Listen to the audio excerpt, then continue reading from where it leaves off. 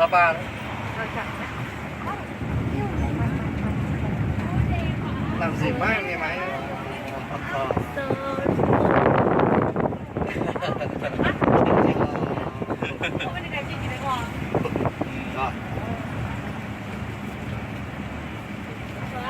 Đẹp nhá. Giờ hết giờ làm hết mọi người nữa. Đóng vào trên đường.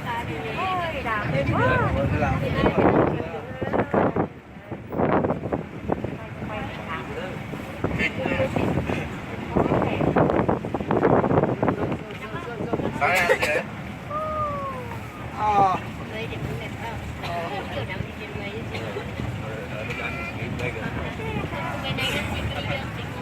Đây mà đi mua 2-3 nữa. Sướng nè. Em bé mà còn đi được cũng không phải cứng hả mẹ? Sắp tới thì khỏi. Khỏi.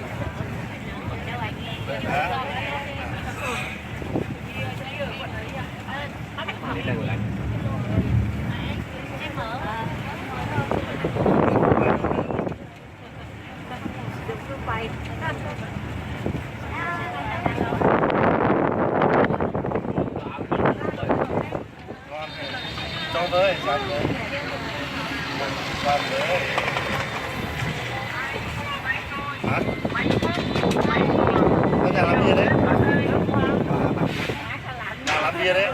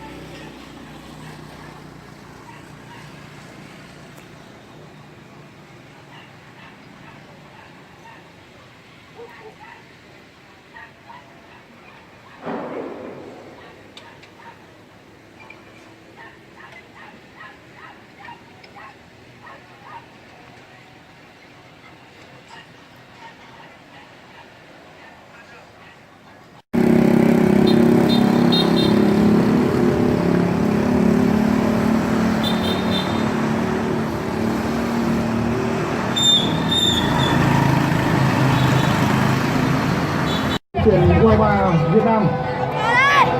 Tuy nhiên, hơn 90 triệu người dân Việt Nam và hàng nghìn cổ động viên Việt Nam đã không quản ngại đường xá xa xôi đến với Thường Châu để ủng hộ cho đội bóng viên Park Hang-seo trong trận chung kết ngày này. Chắc chắn sẽ khiến các cầu thủ của chúng ta tự tin hơn.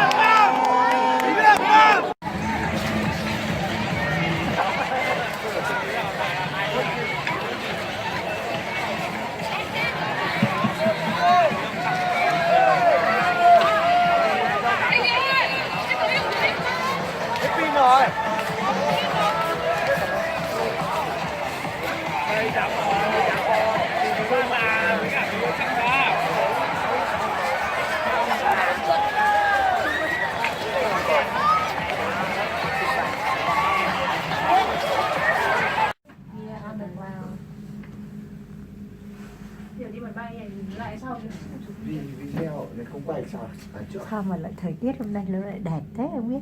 Vì sao nhà nó đổ nhiều dù. Không cao đâu. Ôi nó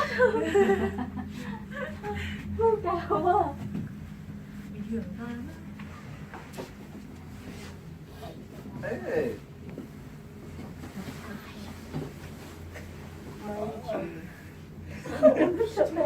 Đi trên một lớp bay nhỉ, bay trên mây. Ui nóng đấy, nếu khai thì chúng nhà bé tí. Mây mù cái đẹp đấy.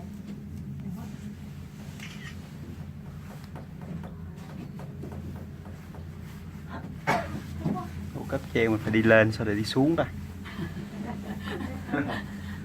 Phải nói là lên đỉnh phải xi băng mà sao không đi xuống. Rồi nó thấy rồi. Gì đây này?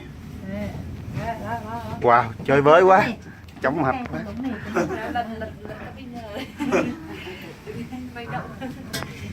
Wow. Sao độ cao.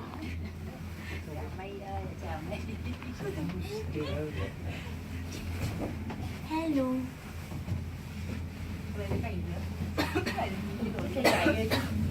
Em có hát nhạc xíu kìa, dễ thương lắm. Trời đẹp đó. Ngồi ở trên không gian. Cho mình đội cao đi. Sợ độ cao, không ai sợ độ cao không? Cao hơn mây. Ở đây tự nhiên đẹp quá.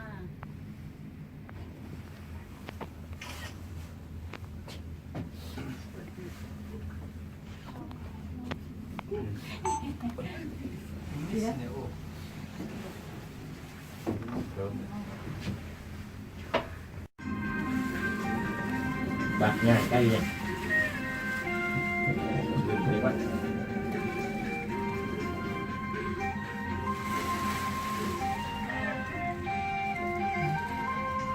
Cái này nó Trải. Đường lên sân mây.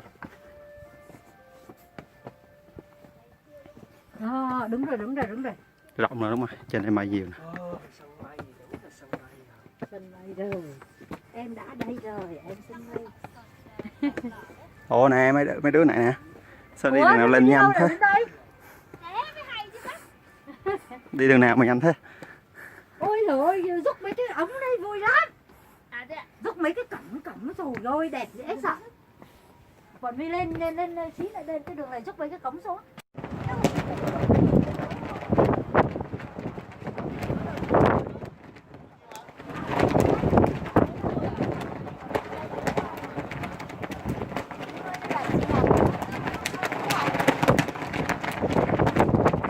Cho anh đi qua cái nha.